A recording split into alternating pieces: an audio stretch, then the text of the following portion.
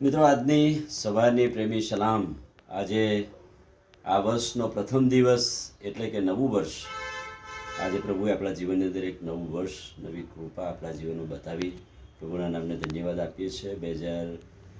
2024નું વર્ષ ભેટ સ્વરૂપે આપ્યું અને 2023નું વર્ષ સુખરૂપ સલામત પસાર થઈ ગયું. ઘણી બધા અનુભવો, ઘણી બધી તકલીફો, મુશ્કેલીઓથી પસાર થયા. આનંદના પ્રસંગો આપ્યા, દુઃખના પ્રસંગો આપ્યા, મુશ્કેલીઓ, તકલીફો આવી, પણ એ બધામાંથી જુદા જુદા અનુભવો દ્વારા પ્રભુએ એક નવીન વર્ષની ભેટ આજે સવારે આપણને આપી. ત્યારે નવીન વર્ષની શુભેચ્છાઓ હું પાઠવું છું. વર્ષ દરમિયાન તમે મારી સાથે રહ્યા, મારા માટે પ્રાર્થનાઓ કરી, આ વિડીયો સંદેશ દ્વારા ઉત્તેજન આપ્યું, આભાર માનીએ છીએ. અને આ 2024ના વર્ષમાં પણ પ્રભુ એ જ કૃપા આપણને આપશે કે આપણે સાથે મળીને પ્રભુના વચનો શીખીશું. પણ 2024ના નવા વર્ષની અમારા તરફથી તમને આપ સર્વને ખૂબ ખૂબ શુભેચ્છાઓ છે.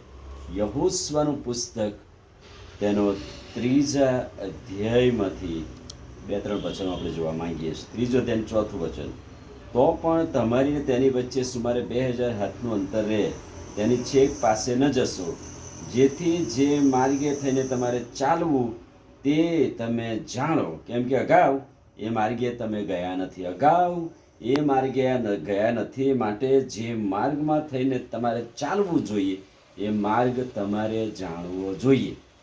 આ યહોશુઆ પ્રબોધક મૂસા પછીની આગેવાની લે છે અને ઇઝરાયેલી પ્રજાને એની મારફતે કનાન દેશમાં જવાનું અને ઇઝરાયેલીઓને શિક્ષણ આપતા યહોશુઆ સમજાવે છે કે હવે આપણે એક નવા માર્ગમાં જઈ રહ્યા છીએ. હવે જૂના માર્ગને ભૂલી જાઓ, તજી દો અને નવા માર્ગ તરફ આગળ વધો. અને નવા વર્ષ માટે ઉત્તેજનદાયક આ વચન છે. આપણે માર્ગ જાણીએ, પ્રભુના માર્ગને જાણીએ, કારણ કે અજાણ્યો માર્ગ છે, આપણે જાણતા નથી. અજાણ્યું વર્ષ છે. 2024નું વર્ષ કેવું છે આપણે જાણતા નથી, પણ ઈશ્વરના માર્ગોની આણ સ્વીકારીએ અને ઈશ્વરના માર્ગ જાણીએ. એક એક રસ્તો, એક એક દિવસ, 365 દિવસ પસાર કરવાના છે. ત્યારે આપણે જાણતા નથી માર્ગ કેવો છે. તો પહેલી વાત એ જ છે કે તમે માર્ગ જાણો. બીજી વાત, હવે આ નવા વર્ષ પર ચાલવાનું છે. આપણો પથદર્શક પ્રભુ ઈસુ ખ્રિસ્ત છે, એનો માર્ગ જાણીને આપણે ચાલવાનું છે. પણ બીજું યહોશુઆ કહે છે કે તમે પોતાને શુદ્ધ કરો. આ માર્ગમાં ચાલવા માટે, એક નવા દેશમાં જવા માટે યહોશુઆ બીજું વચન આપે છે: તમે પોતાની જાતને શુદ્ધ કરો, પવિત્ર કરો. અને કહે છે કે માર્ગ જાણવો એટલું જ નહીં, પ્રભુને જાણવા એટલું જ નહીં. અને એટલે જ જ્યારે પ્રભુ શિષ્યોને કહેતા હતા ને કે કયે માર્ગે ચાલવું, કેમનું ચાલવું, એ માર્ગ, સત્ય અને જીવન તો હું છું. તો શિષ્યો કહે છે, પ્રભુ અમે માર્ગ કેમ જાણીએ? તું કહી જાય છે, મેં કેવી રીતે એમને ખબર પડે? પ્રભુએ પોતે જ કહ્યું, માર્ગ, સત્ય અને જીવન હું છું.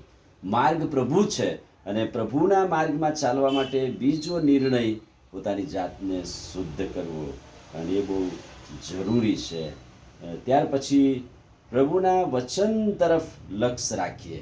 પ્રભુનું વચન, આ શાસ્ત્ર, એ દરરોજ 365 દિવસ સાથે લઈને ચાલવાનું છે. આ માર્ગ અજાણ્યો છે, આ વર્ષ અજાણ્યું છે, પણ આપણે પોતાની જાતને શુદ્ધ કરીએ, માર્ગ જાણીએ, પ્રભુનું વચન અપનાવીએ, પ્રભુનું વચન મનન કરીએ, અને કહે છે કે આપણે પોતાની જાતને શુદ્ધ કરીએ. અને ત્રીજી વાત, તમે યર્દનમાં ઊભા રહેજો. આ યર્દનમાં ઊભા રહેજો એટલે શું? પરીક્ષણો, તકલીફો, મુશ્કેલીઓમાં ઊભા રહેજો, બ્રેક થજો, રાહ જોજો.